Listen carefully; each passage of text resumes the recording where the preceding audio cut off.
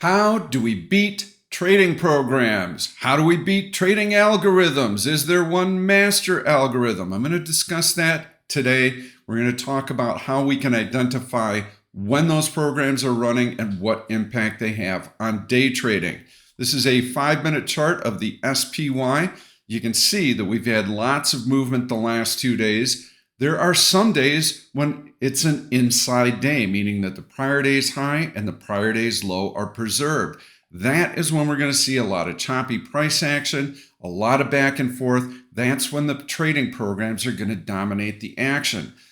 On an average day, 60% of the activity is related to trading programs. That's going to be higher when we have inside days and tight trading ranges, and it's going to be lower when we have trend days. Why is that? It's because on trend days, there's major news that's driving the market. Asset managers are actively involved. This is longer term money coming to market. They're going to be giving companies like Citadel orders to execute at VWAP, and you're going to have this longer term money coming in, and that is why you see these directional trend days moving higher. Those are great. We wish that every day was a trend day because we can take a position on confirmation, we can add. But we don't have that every day. We probably only get 1, maybe 2 trend days in a week. So most of the days we are going to see choppy price action, and that's when the programs are going to be running. There are all sorts of trading programs, by the way. There's not just one master algorithm. We have tons of different proprietary trading firms, all with their own styles, all with their own intentions. For instance, if you have a very large option market maker firm, they're going to be hedging gamma risk on 0DT options, for instance. They're going to be looking at the overall exposure that they have market-wise and individual stock-wise, and they're going to be hedging those positions as well. You have companies who are trading the futures versus the basket. They're doing that arbitrage. So they're all different sorts of trading programs that are coming in. There are some programs who are simply trying to figure out where the size is. How strong is the bid? How strong is the ask? Are those bids and asks real? Do those bids and asks replenish? So if there's somebody with size and they try and take out the ask, is it immediately refreshed? Is it immediately refreshed? Is it immediately refreshed? If so, then they know there's size there and that the move is going to be lower. So that's what the programs are doing. They're just jousting. They're trying to find out how much size there is and where it is. How are we going to beat that? Well, we're not really going to beat that. We're going to understand how they work, and then we're going to incorporate that into our trading. So let me give you a couple of examples. We had 2 really nice days recently as far as price movement. So these were actually outside days. We came in yesterday, we had an ISM services report that came out 30 minutes after the open. Very important, by the way, to know when big news happens after the open. There are some economic releases that come out after the open. They're going to drive the action, and that's exactly what happened here. So you should have been very passive waiting for that ISM services number yesterday. You had a little market rally, but that was quickly wiped away by that bad number. So once the ISM number comes out, then you have some trading opportunities. Before the number, you can be looking for stocks with relative strength or relative weakness to know where you're going to be able to find opportunity once that move starts to unfold. In general, you can also be waiting for that release, waiting for the dust to settle, and then taking positions. So when we have major economic releases, let's say the jobs report comes out on Friday, Thursday, you're normally going to see traders back off. They're going to be relatively passive because they're going to be squaring up ahead of that big number. You're not going to have a lot of directional movement one way or the other. FOMC statement comes out on Wednesday afternoon. That Tuesday before the statement, same kind of thing. Dead till the Fed. Wednesday morning, dead till the Fed. Really not a lot of aggressive trading in either direction because they're waiting for the news. Let's say that there's a holiday coming up. Major holiday, 3-day weekend. Thursday and Friday before that holiday, let's say it's on a Monday, you're going to see fairly light trading. Let's say that the market is in a gradual float higher like it was back in here. Compressed, tiny intraday ranges with lots of overlapping candles. Those are predominantly going to be inside trading days. That's when you're going to expect to see some of these trading programs run. And you know that on those types of days, those programs are more than 60% of the average daily volume. They could be 75% of the average daily volume. So you're going to get this choppy back and forth type of price action. So when we have those types of days, we need to trim our trade size and we need to trim our trade count. And we know that when a move to one extreme of the range has been exhausted and we start to see tiny compressed candles at the high end of the range, then we can expect that there's going to be a reversal the other way. That's our opportunity. Let's say that the first move of the day is up, compress, compress, compress, can't get through the prior day's high, and then all of a sudden the market starts to compress these candles, and you know that there's a decent chance for a move lower. So you're finding stocks with relative weakness. Ideally, stocks that have been ticking lower even when the market is up. So I'm going to show you a couple of those examples. That's how we need to adjust our trading.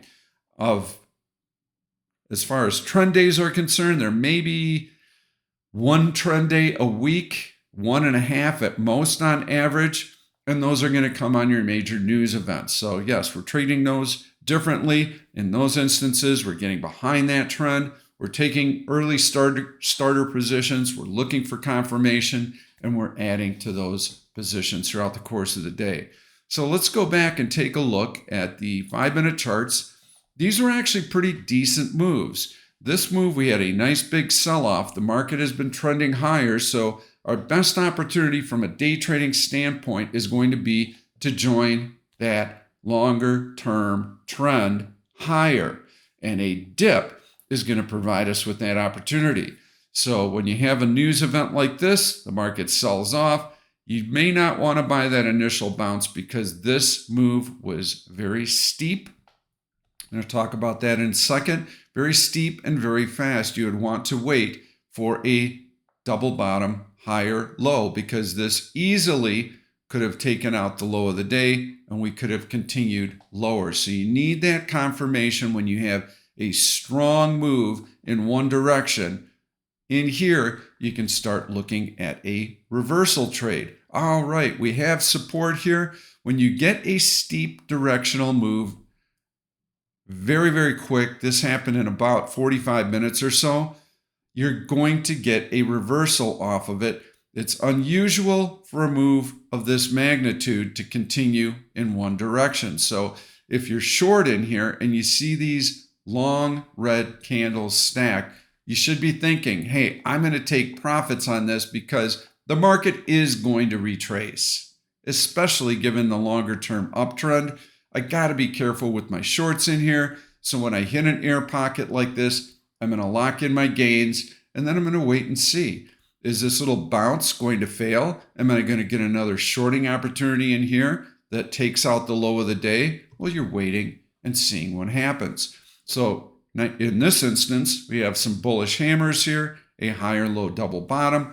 Awesome. Now we're going to be looking for stocks that have been strong even since the open. So they opened higher, and even with this market drop, they've continued to hold most of those gains. And then when the market shows us this double bottom higher low, then we can buy those stocks. OKLO was a good example. Look at that run up that we had when the market opened a little bit higher. Then we get the big market sell off. What does stock do? It preserved half of the gains above the prior day's high. Really nice volume, great relative strength. So there you get your higher low double bottom, and you already know that this stock has a lot of investors coming into it. That's your entry point. And that's probably a $3 gain right in there. So that's how you need to time your trades. And while the market is coming in like this, you're searching for those high volume breakouts and that relative strength. That's our edge. If you happen to get this wrong, let's say that the market, you got a little anxious and you entered the trade a little bit early, and that this turned out not to be a higher low double bottom and the market continued lower, this stock was going to preserve that support level. Because there are long-term buyers coming into that stock, these buyers, they don't care that the market is down in the last 45 minutes. They're looking at this stock. They want to own it long-term, and that's what's giving it that relative strength, and that's what's giving it that support. So that's how you should be using these choppy back and forth days to your advantage. Let's fast forward to yesterday. Yesterday, we had a lot of long green and red candles early in the day. What does this tell us? When we came in yesterday, there wasn't really a lot of news to drive the market. So I didn't expect that we were going to get a big move one way or the other. But if you're going to get a breakout from the prior day's range, you want to see it early in the day, because that tells you that buyers or sellers on that particular day are fairly aggressive and they're able to move through those first resistance levels. Well, that's exactly what happened. Was we got this nice move through the prior day's high, and then the market continued to kind of leak higher, but this is where the price action got very choppy in here. So initially, you're waiting. Who's going to win? We've got decent movement, don't have a lot of volume. Is one side or the other going to win? Yes, we got through the high of the day, and then the market started to climb a little bit in here. You're still fairly passive. I mean, we don't know. Is this going to be a rejection at the prior day's high? Very well could have been. But no, we were able to move through it. So now, as the market starts to come in, you're fairly convinced that that prior day's high is going to hold, because we see these tiny little compressed candles in here, and that is a sign of support. So sellers are trying to knock the market down, but they can't. And so I'm going to pick a stock that I actually highlighted in a video yesterday so that you don't think that I'm cherry picking, but we're going to take a look at another example on how you would trade this type of market. And we're going to take a look at PLTR. Again, this is a stock that I highlighted in my video yesterday morning. I like this long. PLTR on a daily chart has a nice big breakout post earnings. That was the earnings announcement. There was the earnings reaction, a breakout to a new high. Breakout to a new high post earnings, heavy volume. They love this stock. That's why I highlighted it. Look at that nice, tight, orderly price action. When you see this nice, tight, orderly price action, it's a sign that long-term money is coming into that stock. We want to see that not only on a D1 basis, we'd also like to see it intraday. And when we have very few dips, very little retracement, that tells you that every little move lower, it's being snapped up. That's what those large institutions are doing. They don't necessarily want to chase, but every dip they will gobble up. So yesterday, what did PLTR do? Yes, it ran up with the market. Again, if you get big, steep moves, be it a stock or the market, and this is a big, steep move, you're going to get a retracement. It cannot continue on that path indefinitely. And so if you were patient and you waited yesterday, you noticed that yes, the market ran up and it was able to preserve that previous day's high, and now it looks like the market is going to gather some steam and take out the high of the day. On that type of trading setup, you've got this pullback. You can see that most of the gains in PLTR have been preserved, and now you're spending time around VWAP. Now, finally, later in the day, you start to see it poke back above VWAP and it gains relative strength. So at 3 o'clock, it gains relative strength, which is right in here. And now it's above VWAP. Awesome. It found support there. It's getting back above it. And this is a nice entry point for a long. It went from $177 to $179.50. Let's say there's a couple bucks in that move. That's a really nice move. So you're waiting for it to regain that relative strength. You're waiting for signs of support. You know that there are buyers in here because the stock ran up so far during the early market move higher. You love the D1 chart. This is the type of trade you're looking for. Yesterday, we did have Amazon, which was very strong. Really nice setup. Again, longer term chart.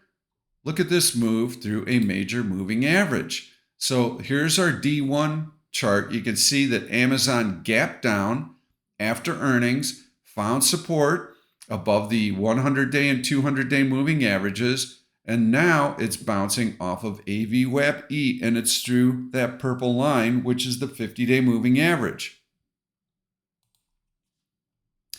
Once it gets through the 50-day moving average, look at how nice and tight that price action was. That tells you long-term money is coming into this stock. The sellers who are profit takers can't knock it down. And so the stock has relative strength during the course of the entire day.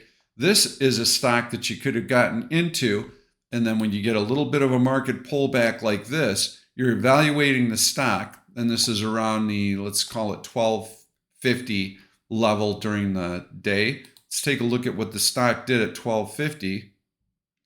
And here you can see it didn't move lower at all. It just compressed. And as soon as the market found support, whoosh, it staged the next leg higher. So you wait patiently when you've got choppy market conditions. You look for the strongest possible stock with this really nice, tight price action. And when these cycles line up, what do you mean? What cycle? I'm talking about the market cycle. So you get this nice rally. You know this is not going to be sustained forever. It's not going to keep going up. You've got some overlapping candles here. You've got some tails in here. Good move? Yeah. Super powerful move? No. So you're waiting to see what happens on this little dip. And this also serves as confirmation that the stock is strong because it preserves its relative strength when the market finally does pull back a little bit. And that's what tells you that those buyers are there and that this stock is going higher. So these are the types of stocks that you want to be focused on. PLTR, absolutely. Love having that on my radar, but you had to wait patiently for that final setup to happen. There could be days when you have very lackluster price action. So let's go back and see if we can find some other days in the last week. Again, inside day, pre-holiday, pre-Fed, pre-major economic releases, you can expect you're going to have more inside days, and you're going to have just this choppy little back and forth action that might look like this part of the day. Right in here where you're up, you're down, you're up, you're down, you're up, you're down. Oh, here we go. Now we go down. It's just choppy back and forth type of price action. Once you get a decent directional move one way or the other, then you're starting to look for those signs of resistance. When you get a long green candle near a relative high and the open of that long green candle is given back, then you know that you've got some selling pressure. So those are some things to look at, but let's go back and take a look at a couple of other days. This is a trend day. Okay, you have a really nice gap up, stack green, green, green. All right, we're not going anywhere. You have VWAP right in here. That is support, and you can see how the market's able to preserve VWAP. All the profit taking in the world was not able to crack the market below VWAP. So when you get into a strong stock, let's say that Amazon was doing this back when we're looking at this day, you'll hang on to your starter position. As you start to see the market have support above VWAP, you can add to the position. Now you get further confirmation. Yes, the stock is still moving higher when the market is finding support above VWAP, you can add to it again. If it's Amazon that we're trading and you have a red candle in there somewhere, like right in here, you want to see this red candle gobbled up immediately. So takes about 4 bars and we're back above the high or the open from that red candle. Yes, that's also confirmation. So you have confirmation in multiple forms. You have it with the underlying stock. Red candles are quickly gobbled up. You also have it in the relative strength versus the market. And you're also syncing that up with that market cycle. So that's how you should be thinking about your trading. And let's go back and see if we can find another day. This is also a trend day where we've got a big gap down and then the market really didn't do a whole lot. This, I believe, was the unemployment report came out that day. This was the type of price action that we can expect. Let's go back to Tuesday. So this is pre-Fed. This is the actual Fed announcement. This is the price action Tuesday before the Fed. We actually did have a gap up and then we had a little bit of a drift lower. I will tell you one thing, the market's near an all-time high right now. If you get a gap up, you should not chase that gap up. You have to wait for confirmation because most of those gaps up are going to attract profit takers and you are going to see at least a little dip. And in this case, it was a complete reversal with a gap fill. And once that gap is filled, you can see how the market just starts to chop around. Well, this is pre-Fed type of price action. So again, the programs are just probing one direction, the other direction, one direction, the other direction. Is there any size there? Finally, there's the FOMC statement, and you get this decent drop in here. So a little bit of choppy trading in here, nice rally. You've got this gap is mostly filled. You get a nice rally, but look at this compression off of that bounce. Can't get through VWAP. This is where you're starting to line up your shorts. Which stocks have relative weakness? This will be my entry point because I feel the market's going to be pulling back and these stocks have already shown relative weakness during the course of the day. During this market bounce, the stock could not get off of its low, and it's ideally below the prior day's low. That tells you that the stock is relatively weak. It can't participate in this early rally. It's not participating in this bounce. That's going to be your short. So I hope that this video helps you. Trading programs average 60% of the daily trading volume. That percentage is going to be higher on inside days. So know how to identify those inside days. Critically important. We're in August. All the news last week, FOMC statement, earnings, major economic releases, that's all behind us. The calendar right now is very light, so we can expect lots of inside days with tight ranges. The reason that we are seeing some movement is because we did have a little price movement on a D1 basis in here. So we're getting some nice intraday movement and ranges. But back in here, we should expect very sloppy, tight, choppy, program-driven trading. And then we really have to adjust our trading size, our trading count. We have to hit and run. You're in the trade. You wait for that market move to run its course. Then you take your gains, expecting that there's going to be a reversal because you're just back and forth. So if you're lucky and you get one of those trend days, awesome, because then we can trade differently. We can start to take starter positions. On confirmation, we add. Thanks so much for watching. Please give this video a thumbs up if it's helping you. Also, subscribe to my YouTube channel. It's going to help my reach. I'd like to reach as many possible traders as I can, and I never know when I'm going to have time to do these videos, so you'll always be notified. Trade well. We'll see you soon. Thank you for watching this YouTube video. I'm Pete Stolzers and I'm going to keep the trade ideas coming along with lots of education, so make sure to subscribe to the channel and please turn on your notifications so that you never miss another trade. If you like the content, please give it a thumbs up. I've loaded 2 other videos that I think you're really going to enjoy. Stay tuned. We'll see you soon.